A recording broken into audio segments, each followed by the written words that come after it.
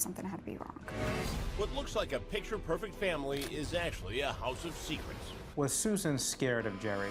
Jerry isn't who anyone thinks he is. He's leading a double life, and he's hiding a bombshell online. She found out about your extracurricular activities? Then, security video captures a man's final minutes, a strange car on his tail, and then he's stabbed and dies a half block from his house.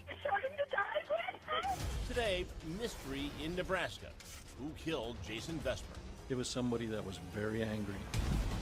Right now. Go. Let's go. Jason Matera with Crime Watch Daily. I'm Michelle Sagona from Crime Watch Daily. This Elizabeth Smart from Crime Watch Daily. It's Anna Garcia from Crime Watch Daily. You got anything to say? is Crime Watch Daily. What do you mean? One of these days, one of these reporters are gonna get like shot.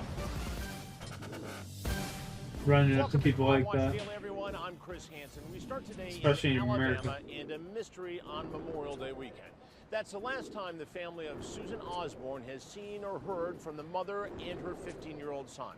And deputies tell our Jason Matera they don't believe the two left on their own. Memorial Day weekend. A married mother and her teenage son go missing. I know. Oh. Pick up the phone and talk to her again. Like it's in the wrong spot. Friends and family fear the worst. And so do detectives. This is something violent. It would appear, yes.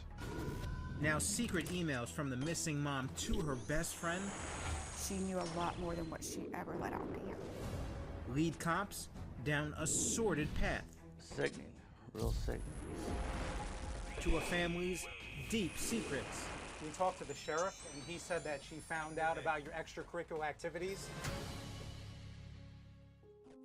After a day of fishing What with her is- son Evan on the Coosa Ooh. River, Susan Osborne told her best friend Holly she'd caught a keeper. Just like, I think he's the one I really want to give a chance. She What was is that talking shit, about bro? Air Why was Force that veteran turned off? Jerry Osborne. Eh?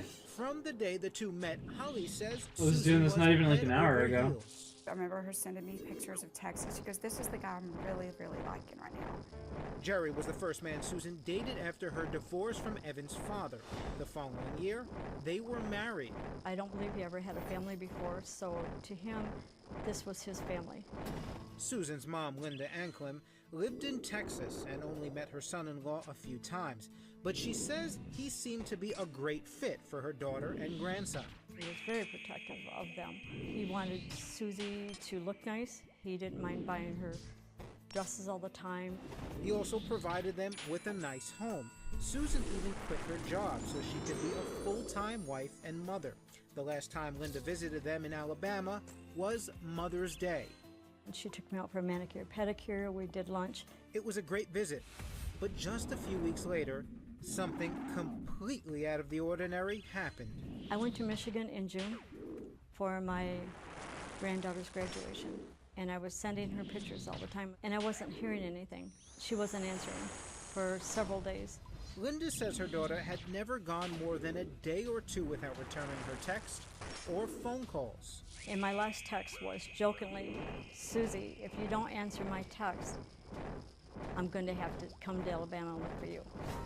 Linda considered calling the police, but didn't want to upset her daughter, who was always very private. She said, "I just don't want the police to go to her door, and she's going to say, 'This is ridiculous that you're checking up on me.'"